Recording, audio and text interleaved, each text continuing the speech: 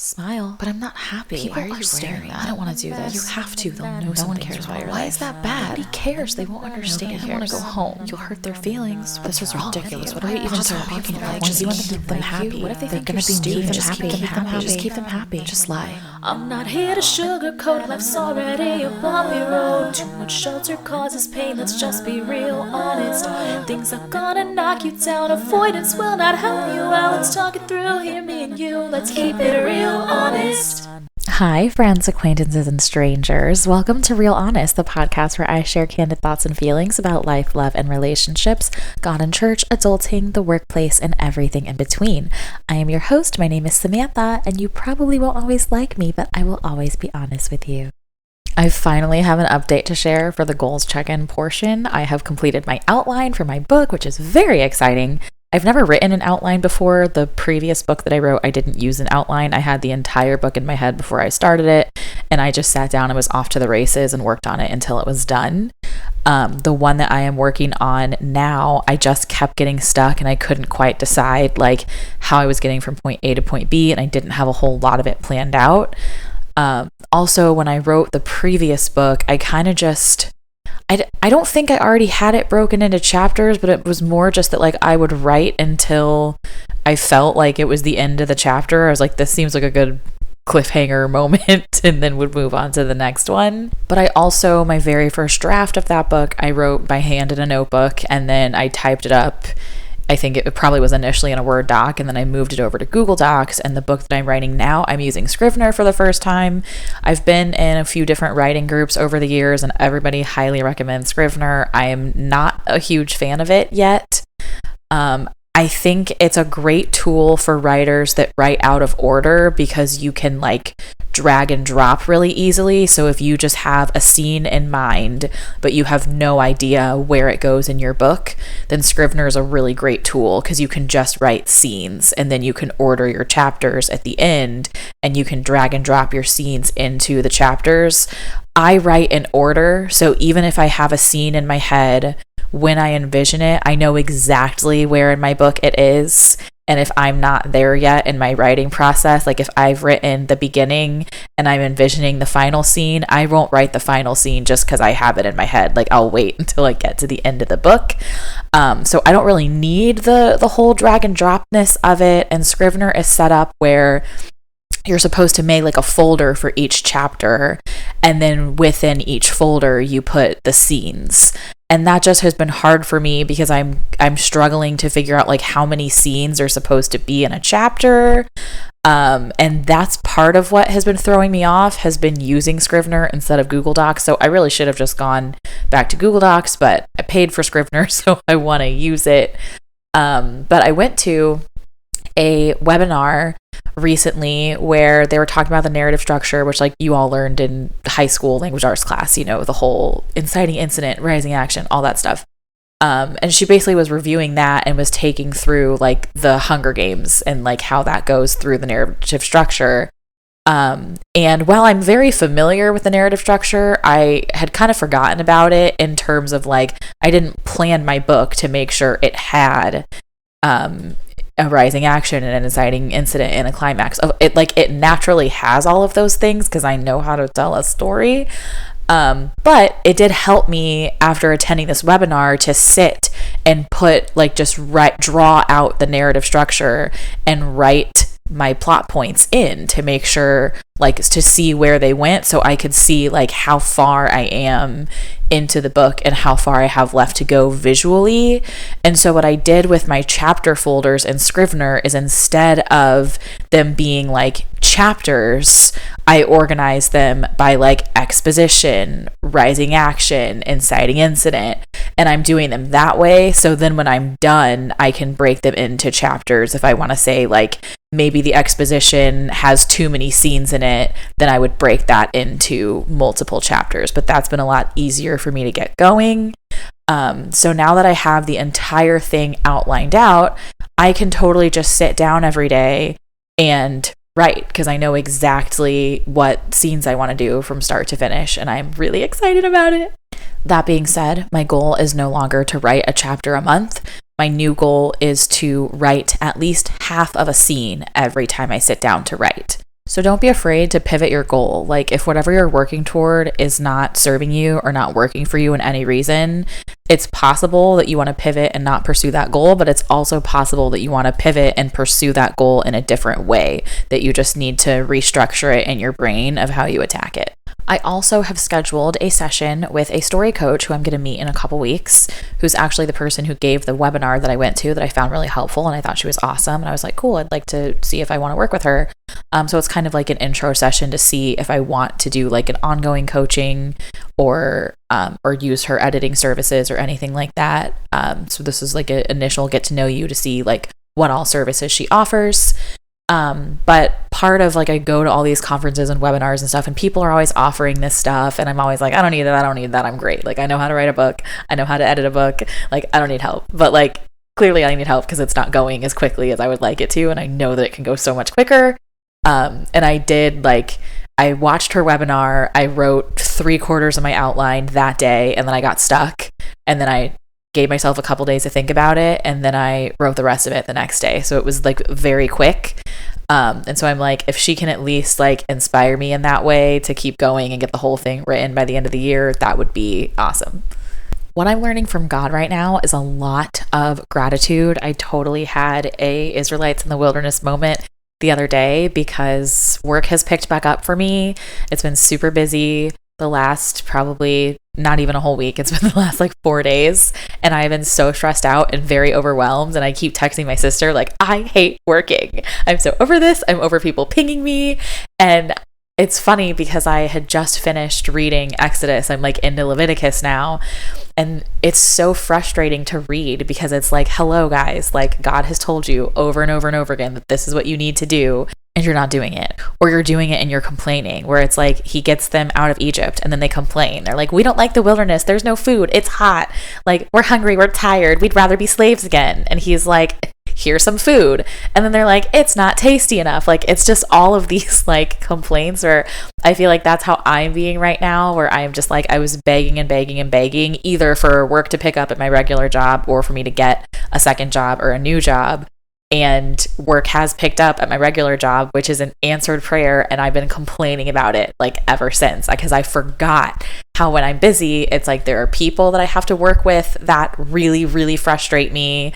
And there are a lot of aspects of my job that like make me angry. And I have been so calm and peaceful in the time that I haven't had any work to do because I haven't had to interact with these people in these things. And so now I'm just noticing like the frustrations coming and coming, but I'm also like, I prayed for this, so let me be grateful for it, because there will be another lull in the future where I'm going to be sitting and begging for work. So let me appreciate that I have the work and everything that comes with it.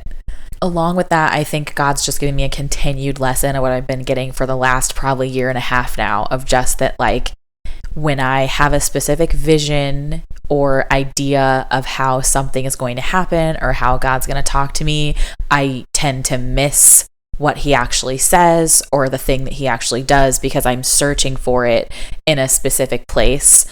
So the thing about, I had applied to the job at my church. I was really, really sure that I was getting this job, and then I didn't get it. And I was very surprised because I totally thought I was getting it. But I don't think that it was ever about the job or moving. I think it was more about being open. Like, you know, when Abraham takes Isaac to sacrifice him, and he just trusts that God is going to provide an alternative and that he won't have to sacrifice his son, but he still like is open to doing it, which this is a really hard story for a lot of Christians to grapple with, because it's like, I could never with my child, right? But it's also like, you know, you're not Abraham. You're not being asked to sacrifice your son. Neither am I. I don't have a son. But I look at it as like, I was stressed out about the possibility of having to move to Charlotte if I had gotten this job about my church, where the last time that I applied to work at my church was a few years ago, and I ended up pulling myself out of the application process because I was like, it doesn't matter if you guys hire me, I'm not going to move there. Like, I think I had been in my house like 3 months and I was already trying to sell it and move. And I was like, that doesn't make any sense. Like, I at least have to stay in it to build some equity. And that was a whole thing. But this time I was like, you know, I'm actually like if I get this job, I will totally uproot my life and move and try a new city and just see what happens. And I think that the lesson was more about me being open to doing that than it was about actually doing that. I think the other piece was God saying to me, like, hey, I just wanted you to like sit down and hang out with me. Like, work was really busy. You were very stressed. You were not reading the Bible. You weren't praying. You were just go, go, go on the job. So I slowed it down to give you some time to hang out with me. But then you filled that time with applying for jobs. And I was literally sitting here like 9 to 5, putting applications in and just feeling like it wasn't enough. I was like, if I put in 100 applications a week, it won't be enough. And just like not getting interviews and nobody was calling me. And I was just like stressed and stressed and stressed. So then I feel like God gave me this job opportunity at my church because I love my church and I love everyone that works there. It was a job on a team that I didn't know they had, doing project management, which is what I do already, have built my career in so far. And I was like, wow, that seems like a perfect fit. Like, I read the job description and was like, it literally feels like that job was made for me. And I was so excited about it. I told everyone and their mother, so many people were praying about it. It just like really felt like everything was falling into place to the point where I stopped applying anywhere else because I was like, I really want this. Like, I want to see if this plans out. And I know some people are listening to this like, don't put all your eggs in one basket. And I don't really think that that was what was going on here. I view it as God was saying to me, like, I gave you the opportunity that was going to pause you, the one that was going to have you pause and say like, hey, my interview is scheduled for 2 weeks from today. So for the next 2 weeks, I'm not putting any more applications in. And for those 2 weeks, I didn't have any work to do.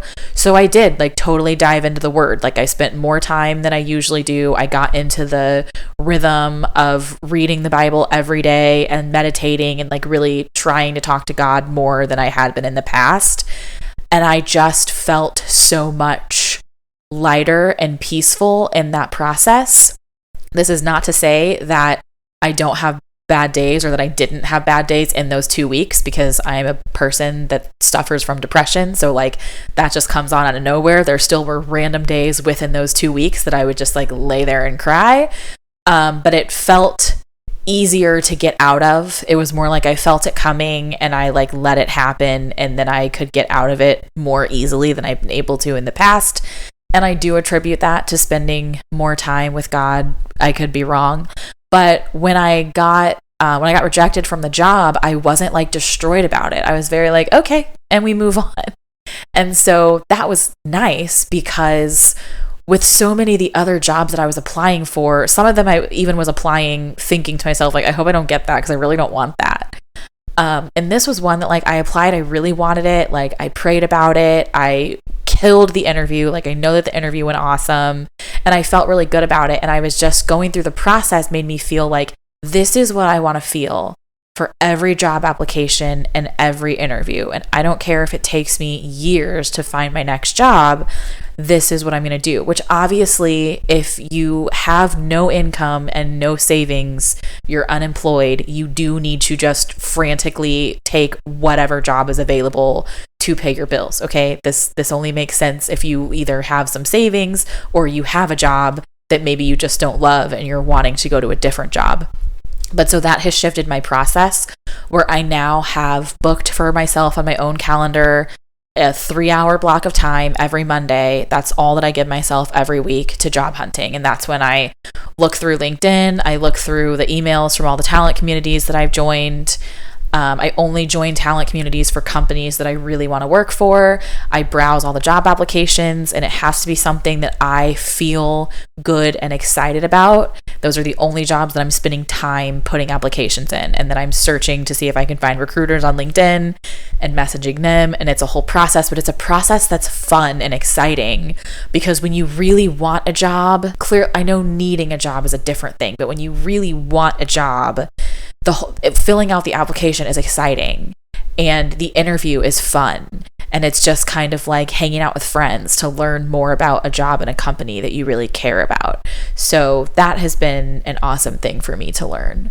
And I also have been learning to be a better listener, because I feel like a lot of my friends and family have not listened to me well through the job struggles. Like, I can't tell you how many times I have had to explain to the same people how my job works and why I suddenly didn't have work and didn't have an income for a little bit. Like, it was very frustrating because I'm like, I've already explained this to you. Like, please stop asking me the same question. And I think I said on my last podcast, like, I've had a lot of people do the like, oh, sorry to hear that. And like, I know I've talked so much about like checking in on your friends. And I think that as the person whose friend is struggling and you are reaching out and checking in on them, it's frustrating on that end too, to be texting your friend every week to say like, hey, how's the job hunt going? And they're saying it's still going. And you're like, oh, no bites. And they're like, nope. And then you're like, oh, well, keep at it, buddy. It's like, what do you say, you know? And I see and understand how it would be just as frustrating for you to like keep checking in and it's not changing as it did for them to keep trying and nothing is working. And then you keep checking in and then they're getting frustrated. You're both getting frustrated that you're having the same conversation every single week. So I've been trying to understand better what people having these conversations with me, like what they've been thinking and feeling on their end, to get to a point where I'm like, okay, there's also a frustration there. Like, it's not just me being frustrated looking for a job and having to explain why I'm looking for a job and what kind of job I'm looking for, but it's also frustrating on their end because they care about me and they want me to be happy. And even though I'm feeling their check-ins as like they're just checking a box to be like, all right, text Samantha, confirm that she's still looking for a job. And I felt like they were all bothered by it and they were just waiting for me to say, hey, I got a new job, so they could be like, woohoo, we're finally past that. Like it's a burden to them to check on me about it. That's how I was feeling, but I don't really think that that's what it was on anybody else's end. Like, I think they genuinely like cared and were praying and were hoping that I would find something else. There's nothing that they could do to help me with that, and they just didn't know what else to say. So there are some friends that I've talked about, I've just been asking, like, what's helpful for you when you're struggling? And a lot of them said, like, I don't want to focus on the thing that I'm struggling with. Like, I would rather people, like, ramble to me about their own lives or whatever drama's going on at work.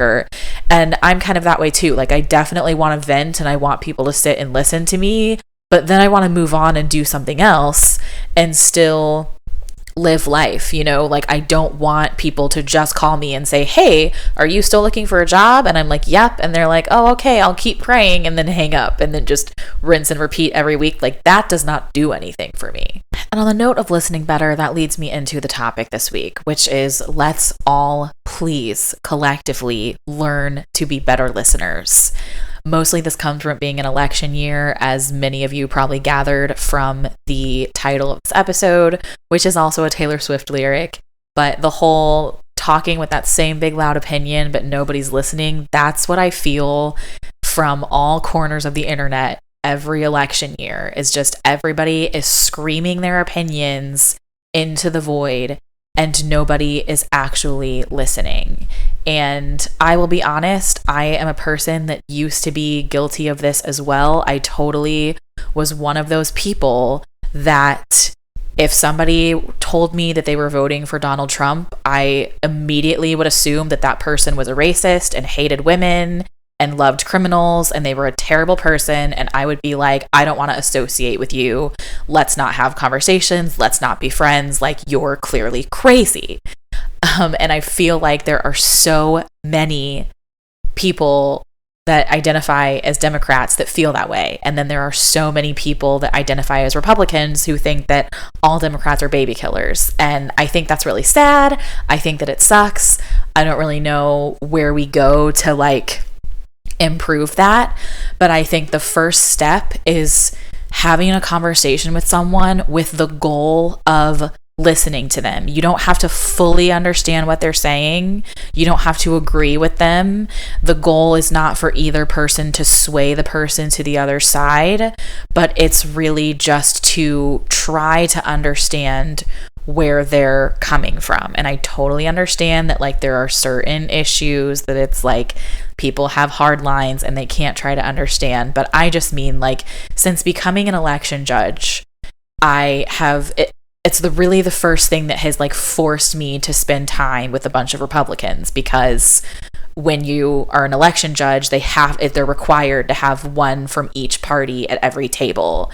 And I initially, like, the people that I met when training to become an election judge, I was like, I'm going to have to quit because these people are terrible. And then the people that I ended up being assigned to work with, none of them have been in any of the training classes that I've been in. They went to scheduled different ones, and we've just sat there, and like, we're not allowed to talk about politics on election day. So we just sit there, and it's me and all these little old ladies telling me about their travels and their churches and what their kids do. And they're all the kindest and loveliest people. And that has led me to be like, there's a lot of like really awesome people that are a part of this party. And so it led me to have more conversations to really ask people, like, when somebody says they're voting for Donald Trump, instead of my initial reaction being like, you're a psychopath, I am like, why are you voting for Donald Trump? Like, what about him? What about him do you like? What about his platform do you like? And I can genuinely like sit there and listen. And if the person like came right out and said to me, like, I am a racist, I hate black people, I hate women, I think criminals and rapists should run the world, like, I would respectfully be like, I disagree with you, and probably never call that person again, but I'm not going to scream at them. I'm not going to punch them in the face. Like, what does that do for anyone? That's not helpful. And what I have learned, though, since asking people this question, for most people, when you ask them why they are voting for a certain person, their response either comes down to one issue. It's like, I don't support abortion and neither does that person, so I'm voting for them. Or they don't know. And I'm not even sure which one is scarier. Like, it just boggles my mind how many people we have going to the polls with no information and no research, and their opinion has been formed from a soundbite that they heard one time, or one of those random texts that they get, or one headline that they read on a social media platform that wasn't vetted. Like, I'll give you a non-political example of this. I had a friend just the other day who sent me a screenshot. She was scrolling on Facebook and saw an article. She took a screenshot of it and sent it to me. And the article title was Disney Slashes Prices for the First Time in However Many Years. And she's like, this is awesome. Disney's going to be cheaper. And I said, did they actually reduce prices, or is it just like a new package that's like the more days you get, the cheaper it is? Because that's kind of always been a thing. They're just packaging it different. And she was like, oh, I don't know. And I was like, did you read the article? And she was like, no. And so then she sent me the article and I read it, and it was exactly as I was suspected. It was more that Disney's running a promotion that the more days that you spend in the park, the cheaper your ticket is per day, which isn't really a discount, because if you only have 2 days to go and you're paying more per day, you end up paying the same amount. So I'm like, they really haven't, like, this is not slashing the prices. This is a misleading headline. And I'm used to misleading headlines because I used to work in entertainment news, and I know how to write a headline to get clicks. So I recognize it. But my friend did not work in entertainment news. She's never worked in journalism. She doesn't know how to write a headline to get clicks. So she is susceptible to reading a headline and just assuming that that's the story and the headline is right. A lot of times it's not. So, I told her, like, if you want to share something with me like this, please click and read the article and get the actual story before you send it to me. Like, just, it takes 5 minutes or less to read the story, but do the research, because this is how misinformation gets spread. And it's the same stuff with elections. So, like, I am not here to tell anybody who to vote for or how to vote. I totally understand now why people don't vote. I used to be a person that was like very, very angry with people that didn't vote. And I was like, how dare you? And I understand that there's an argument of like, if you don't vote, it's because you have privilege because you're not affected. I totally hear that. I also hear the people that think that their votes don't matter because nobody really understands how the Electoral College works and all of that stuff. But all I want to put out there is that if you're going to vote, please, please, please, please, please do your research. Like the way that I personally do mine is I first Google when I get my sample ballot, I Google all of the different positions that I'm supposed to be voting for to understand like what even does my state representative do, so that can give me a better idea of who I think would be the best person for the job, is if I understand as much about the job itself as I possibly can. And then I will Google all of the people running. And if they don't have a website or a social media account or anything that shares with me what their platform is and what they believe and where they stand on the issues, I automatically throw them out as somebody I'm not voting for, because I can't vote for somebody that I know nothing about. And if they make it hard for me to find information, I'm not going to look too hard for it, because I am a millennial and I have a short attention span. So then it's narrowed to the ones that have websites or social media accounts that lay out for me, like, this is where this person stands on all the issues. This is the person's background. Like, this is their about page. And then I look at all that, and then I decide based on what I know about the job description and what I know about the people running, who I think will be the best person for the job and have the largest number of people's best interests at heart. That being said, everyone that's voting is going to have a different idea of what the largest number of people's best interests are. And so that's just something I don't even think there's really a way to reconcile. But I'm just seeing so many fights happen on the internet, and I know that people like stop talking to friends or family members, like people end relationships over like being a part of different political parties. And I feel like if somebody would just pause and say to the two people that like are not speaking anymore because they're opposite parties, and just say like, do you realize that pro-life and pro-choice are not even opposites? Like the opposite of pro-life is pro-death, and the opposite of pro-choice is pro-no choice. So if you're going by pro-life means that you are pro as in for life and people living as long as they can, as healthy as they can, and then pro-choice means that you are pro or for people being able to make decisions about their own health care, then you could be both pro-life and pro-choice.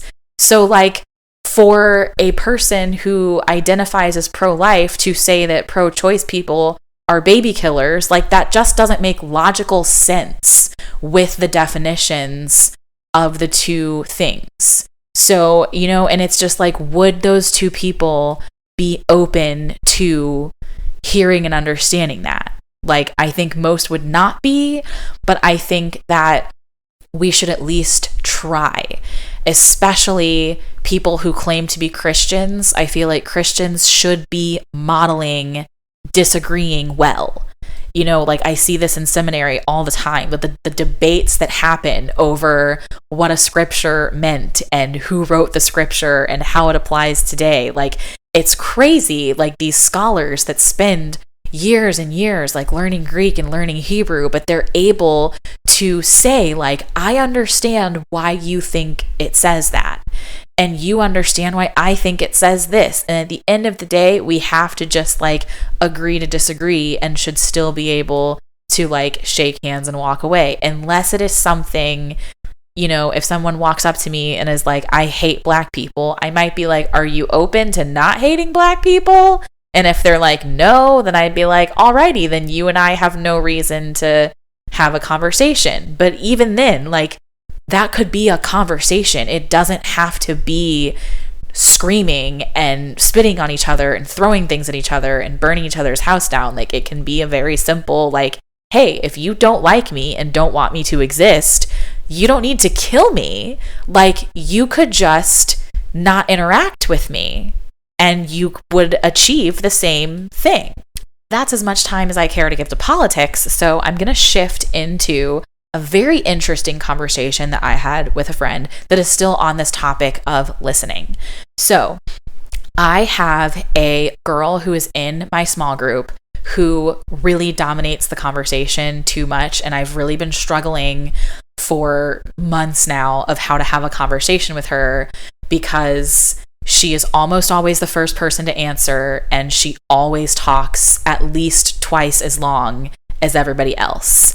And it really stresses me out, and I think it kind of stresses out other people in the group, and I'm just like, I don't want to be rude. I want her to get her thoughts out, like, and sometimes I've cut her off or I've muted her to say like, hey, you've talked a lot, like so and so is trying to talk, can you please give them a moment? But I was trying to think like, how can I approach this with her in a way that is kind and loving and that isn't going to come off as rude or negative to her. And what's really cool is I actually didn't even have to approach her for the conversation because she's also in my book club, and like we were hanging out in book club. It was just me and two other girls that night, and they both have ADHD, and they were sharing with me like what life is like having ADHD. And the particular one from my small group who dominates the conversation a lot had shared that she is time blind, which is something I've never heard of before in my life. You can Google it. I'm not a doctor, and I don't have this, so I don't really know how it works. So I'm going to paraphrase what she said to me. But you can Google it if you want more information. But essentially, she described that she has no concept of time. Like, she never knows what time it is. She never knows how long it's been. Like, when we're in small group, she has absolutely no idea how long the group has been, how close we are to the start versus the finish. And when she's talking, she never has any idea how long she's talking.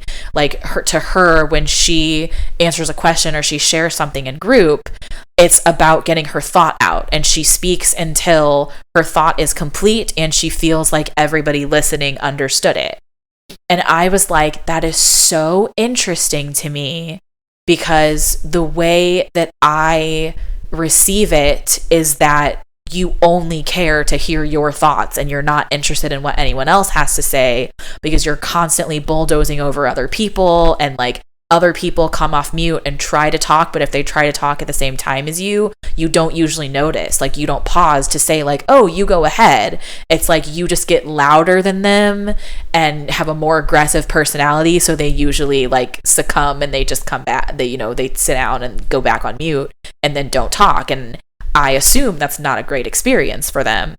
And so she was completely like open and aware of it and was like, oh my gosh, like, feel free to cut me off. Like, this is totally something that I struggle with and something that I have to know. And so then we were having a conversation about like, okay, so what would be like helpful to you? And she said that like time cues are really helpful to her. So like typically my group starts at 10 o'clock on Saturday mornings, and we go for an hour and a half to 2 hours.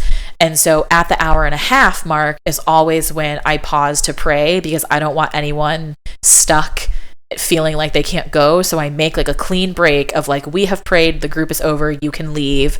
And if it's a day that I have extra time and people are like, the conversation's really flowing and people really want to stay and hang out, I make it very clear that like the group is now over, and at this point we're shifting into like, people are going to sit and hang out. Feel free to leave at any time. Like, I don't want anyone to feel trapped here trying to make up an excuse to go. Like, I told you that you'd be here an hour and a half to 2 hours max, and like, I want to honor that and be respectful of your time.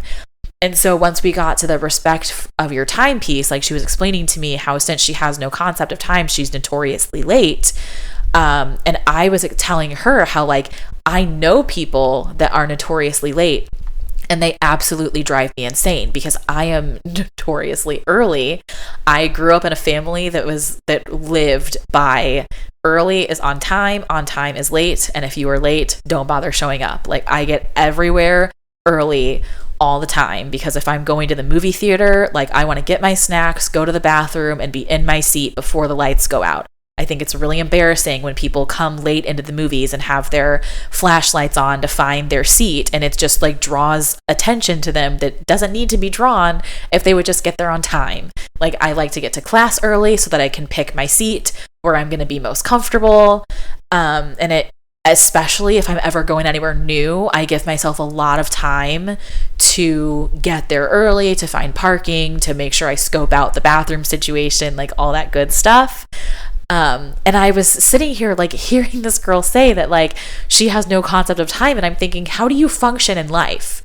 Like I'm not understanding how you exist in the world without having a concept of time. Like I always know what time it is because there are things that I have to do and things are at scheduled times. It's like I wake up and I look at my calendar and I'm like, okay, here are the things that I want to get done today. I have meetings at 11 a.m. and 2 p.m. So here are the things I'm going to do before my 11 a.m. meeting. Here are the things I'm going to do between the 11 and the 2. And then here are the things that are going to have to wait till after. And then anything that doesn't get done we're going to try again tomorrow.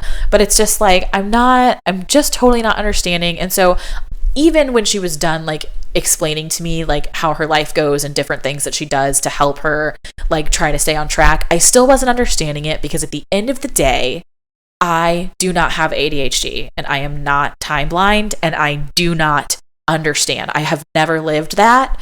I can't live that and I can't understand. But what I was able to do was say, when people are notoriously late, I typically view it as disrespectful, especially if it's to something that I am hosting, or like if I'm hosting the meeting and people are showing up late. I'm like, if I wanted to get started at 10 and you people didn't show up until 10:05 or 10:10, now we're starting 10 minutes late and now we're going 10 minutes over. And that is effectively telling me that you don't respect my time and you don't respect the time of the rest of the people here because you're making it drag longer. Or like if we say we're going to meet for dinner at a certain time and then I show up and I sit there for 15, 20, 30 minutes waiting for you, that tells me you don't respect my time because now I've wasted 30 minutes because you're 30 minutes late and I've also sat there by myself and I could have done something else with that half hour. But the way, but I was able to pull that back and like no longer be upset with her for it.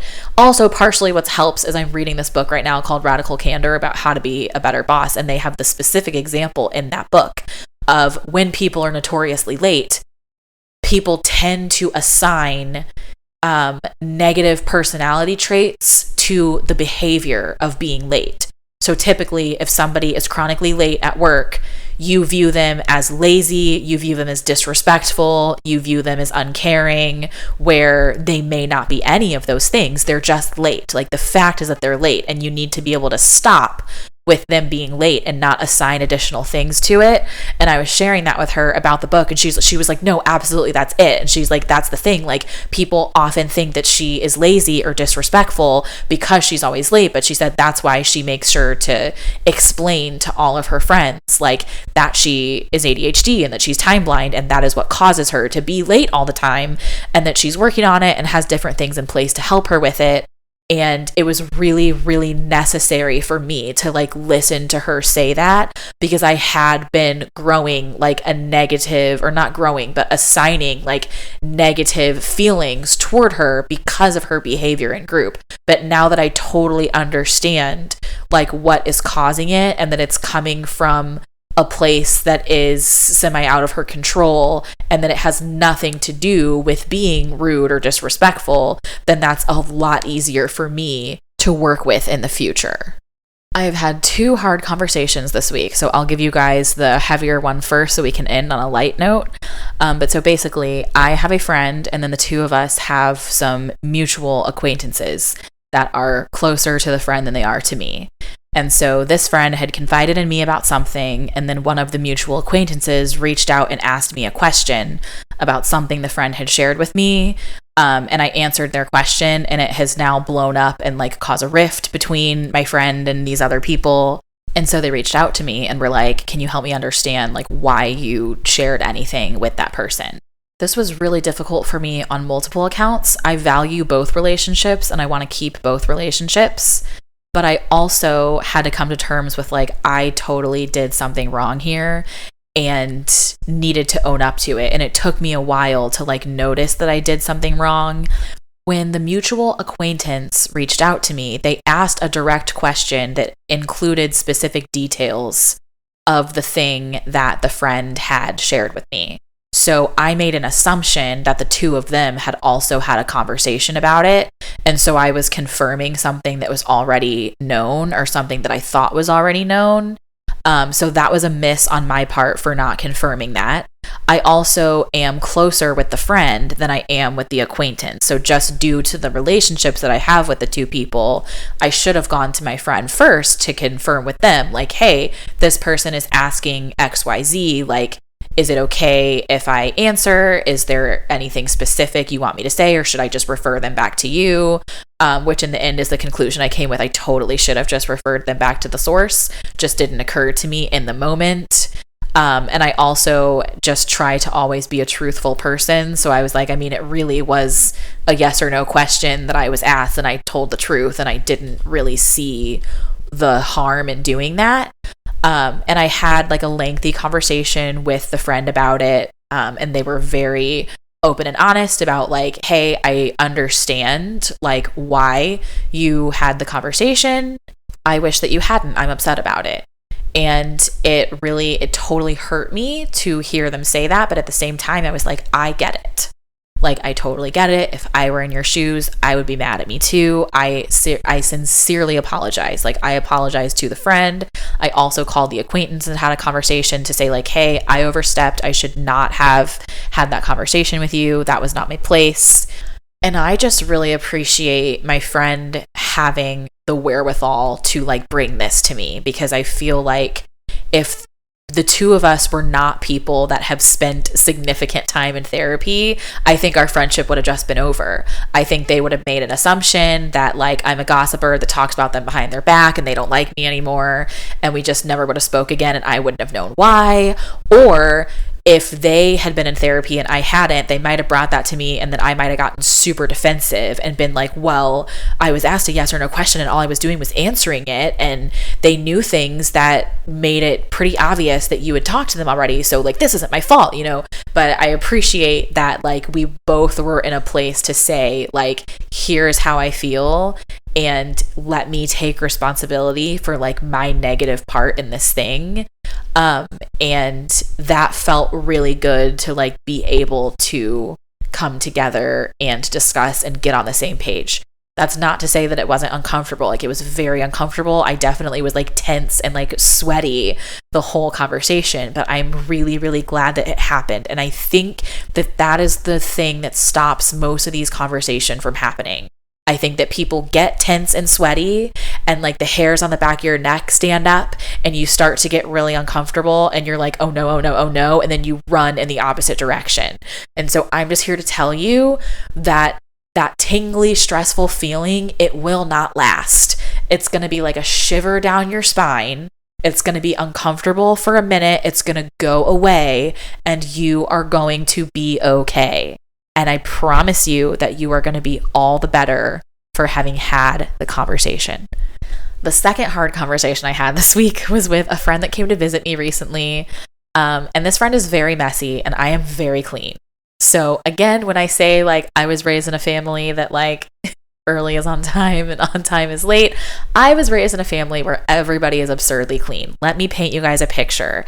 In my household growing up, we would dry out the sinks. Many of you are probably like, what does that even mean?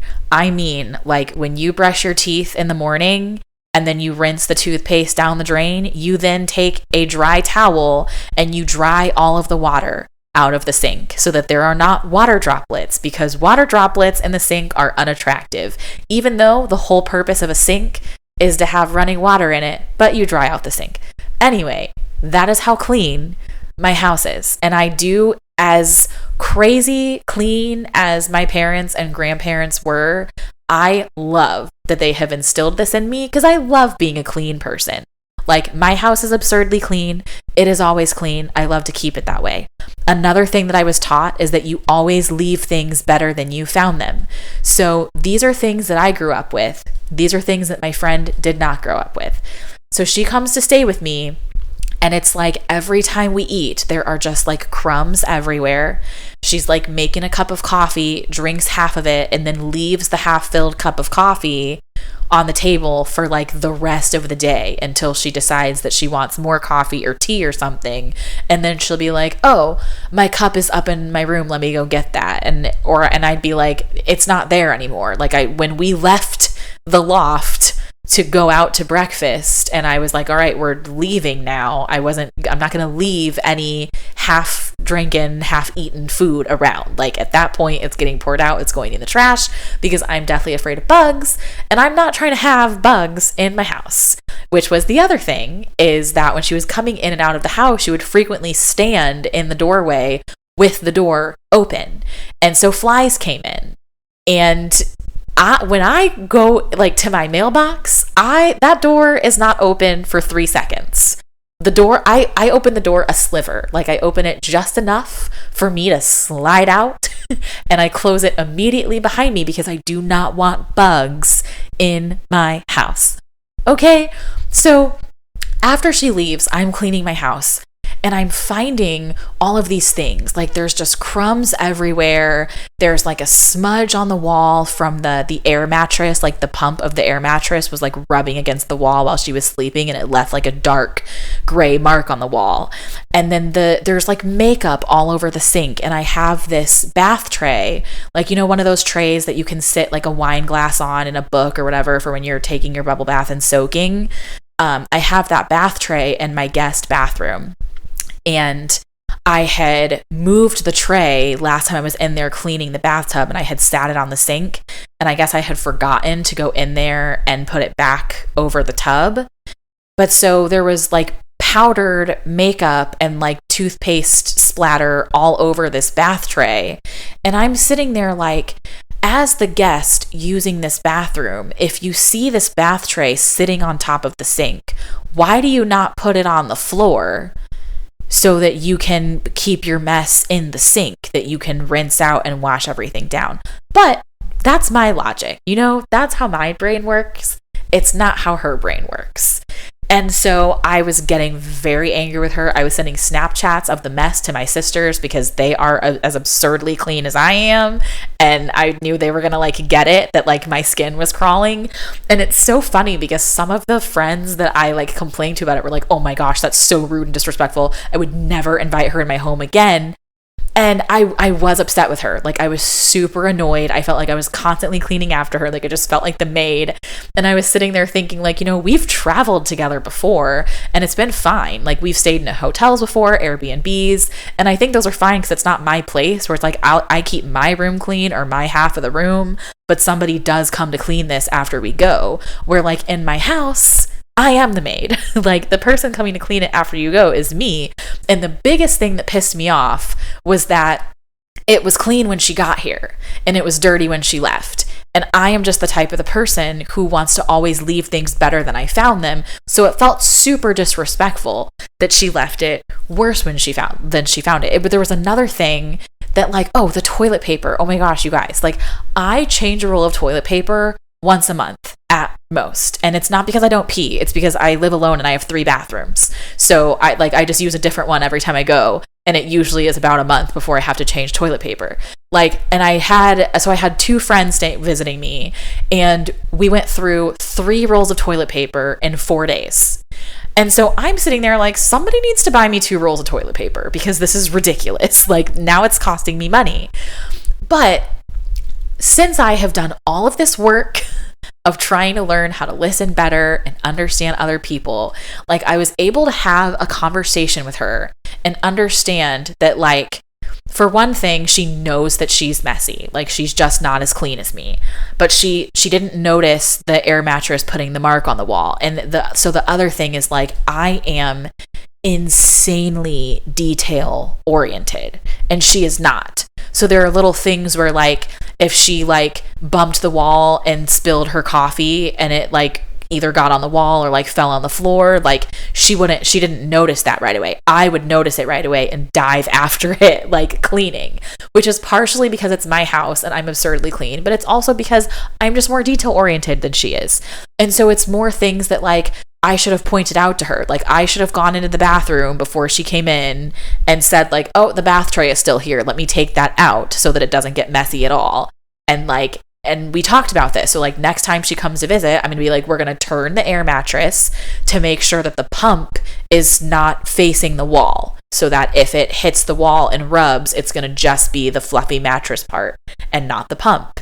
And she was like, oh my gosh, I'm the worst house guest ever. And I was like, you know, it's not necessarily the worst house guest ever. It's just we're totally different. Like you did not know that I take a whole month to use one roll of toilet paper. I don't know how many squares you're using when you pee. I mean, it seems like half the roll. But, that's why it was a lot to me, because it was significantly more than I typically use. So if you didn't know that, then why would you think to give me more toilet paper if you didn't know that you were using a lot? That's something that I had to share with you. Also, I'm just not a person that should have house guests, but it's I want my friends to visit me. I want my friends to be comfortable in my house. And I just had a friend come visit me last year who was super uncomfortable. And she was, oh my gosh, you guys, she was so rigid. She would not take a step without asking me. It was can I sit in that chair on your patio? Can I sit in this chair in your kitchen? Can I make myself a cup of coffee? Can I put this in the microwave? And I'm sitting there is the food supposed to be eaten hot? Is it, and did you get it out of the fridge? So yeah, you need to heat it somehow. So I'm not going to tell you can't use the microwave. What's going on here? And she's well, I just feel you're really particular, and I just don't want to make you upset. And that made me really sad, because I don't that's not what I want. And so I did actually really like that the friend was just here. I like that she's so comfortable in my space and with me to just be herself. I really appreciate that. That was a lot better to me than her walking on eggshells to be do you want me to wash this, or do you want me to put it in the dishwasher? And I'm just it's if you put something in the dishwasher that doesn't go in the dishwasher, can't go in the dishwasher, I'm going to take it out and put it in the sink. No big deal. If you put something in the sink and then I'm loading the dishwasher later and it can go in, I'm going to put it in the dishwasher. No big deal. That's very different to me from putting crumbs all over the table and spilling coffee while you're eating and then not cleaning it after. That to me is a little rude. But we had a conversation about it, and so now we're set for the next visit to go better, to be more intentional. But it also, in the way that I was able to explain to her, I didn't clean the house because you were coming. I clean the house on a daily basis because I'm just really the house is just always clean. So I did have to clean it significantly more after you left. And she was you need to point that stuff out to me in the moment. She's the thing with the air mattress rubbing against the wall, I did not even notice that. I'm so sorry. And she's if you see something like that, please tell me, give me the towel and the cleaner or the Lysol, whatever. And I will clean it in that moment. We can totally make that happen. So that was great, because totally, again, in the past, I would have just said nothing. I would have just been upset about it. And I would have just never invited her to stay with me again. Things that I'm watching right now. Okay, obviously the movie recommendation is Deadpool and Wolverine. I know he's there too, but this really is Deadpool's movie. Wolverine just happens to be there.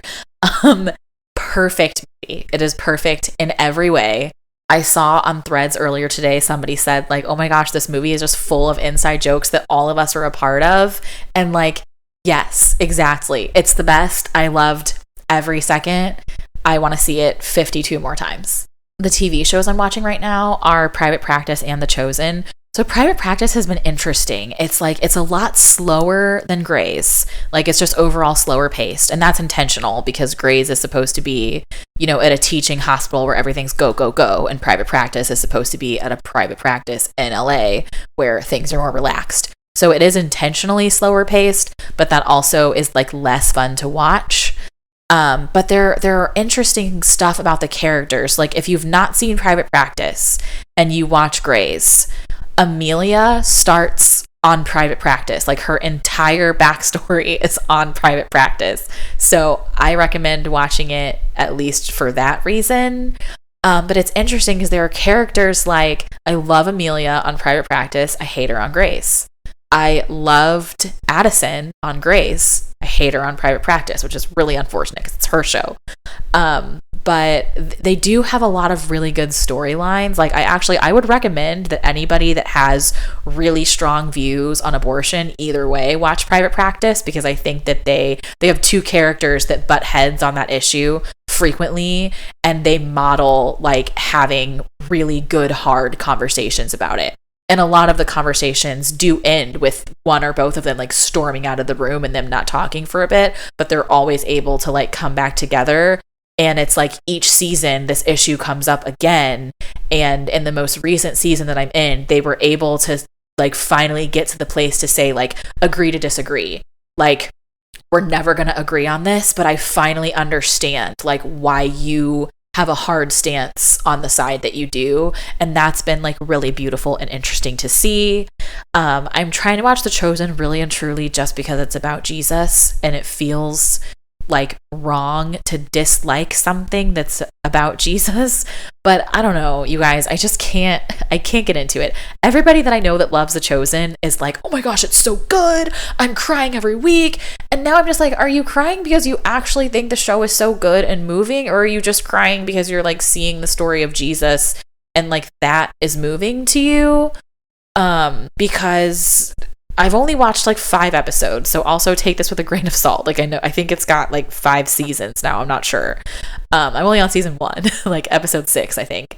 But it's very slow, and also it's not told in a linear timeline, which would be fine if the filmmakers were giving you any type of clues as to where we are in time. So like the most recent episode that I watched, in the opening scene, Jesus was like 12. And then in the previous episodes, Jesus has always been an adult. So that would communicate to me that like I'm seeing a flashback, but then for the rest of that episode, Jesus was an adult again. And the actress playing his mom was the same woman, and they had not done anything to de-age her in the opening scene. So I was like very confused of like, so was I not in a flashback? Like, what's going on here? Like, the time is just very hard to follow. So you kind of have to just go in being like, we're not following any type of cohesive timeline here. Like, just look at every episode as an individual story. That makes it easier. Only I prefer a story. So my thing is to like get invested in characters and their journey. And maybe these characters are taking a journey. I don't know. Some of the disciples are really cute, so that makes it easier to watch. It has gotten more interesting, I will say. Episodes 3, 4, and 5, I enjoyed. Whereas episode 1, I watched it 3 times. I fell asleep every time. It took me like an entire year to get through episode 1. And then episode 2, I was like bored. But 3 I liked, 4 I liked even more, and 5 I liked even more. So I'm hoping that like it just keeps getting better over time. But also, I feel like 5 episodes is too many to find your groove. Like at this point, there's just so much content out there that I feel like if you've got to find your groove like immediately. Like if you can't hook me in the first episode, you've lost me. And I have told people I know that love The Chosen this, and they've been like, oh, you just got to get through like the first few and then it's so good, you're gonna love it. And I'm like, that is not a positive review to me. Like anytime I read a book review or a movie review that's like, you just gotta get through. No, I don't want to be tortured. I say this as I ask all my friends to read ACOTAR, and the first 70% of ACOTAR is pure trash. But like, you just gotta get through it. But the thing about ACOTAR though, I won't even say that after you get through it, it gets good. It's more like after you get through the first 70% of book 1 that's really boring, it gets interesting. I won't say good. It gets interesting and it moves, but that's not me trying to say like, oh, you just have to suffer and then it gets good. You're going to suffer the whole time. You're going to suffer through the whole series. So that's different because it's more like I suffered and I just want other people to suffer too so we can commiserate about those books. So anyway, I like literally just had somebody reach out to me on Instagram this morning that was like, so do you recommend The Chosen or not? And I was like, unfortunately, at the point that I am at right now, I do not recommend The Chosen.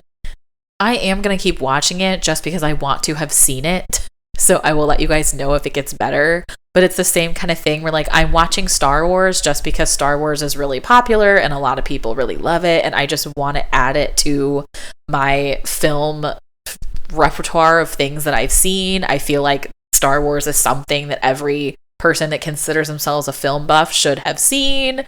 But I'm also really struggling through that because I don't like it. But you know, it is what it is. I know it's been a couple weeks since my last episode. I just really haven't had anything to say. I've been ruminating on the like political lean and like we want to listen better type thing for a while, but I wanted to make sure that my thoughts were clear before I shared them. And while I do believe that consistency is key, I don't want to just put a podcast out to put a podcast out. Like I want to actually have something to say. So still publishing new episodes Wednesdays at 6 a.m. Central, give or take, is if I have something to say and if I have time. Feel free to leave me a rating or a review. Let me know if you love it, if you hate it, if there are specific topics that you want to talk about. Also, if you have questions, comments, concerns, or you want to chat, please email me at realhonestpod@gmail.com. I would love for you guys to email me and tell me, like, how do you do your election research? Like, what are the sites that you like to get your information? How do you research? Are you an early voter? Are you an election day voter? I'm an early voter because I don't do lines anymore. Also, if you are a fan of The Chosen, please email me at realhonestpod@gmail.com and let me know, when did you start to love it? Did you love it right off the bat from episode 1? Like, I really and truly would love to talk about this. Please explain to me what I am missing. Okay, bye. I'm not here to sugarcoat, life's already a bumpy road. Too much shelter causes pain, let's just be real honest. Things are gonna knock you down, avoidance will not help you out. Let's talk it through, hear me and you, let's keep it real honest.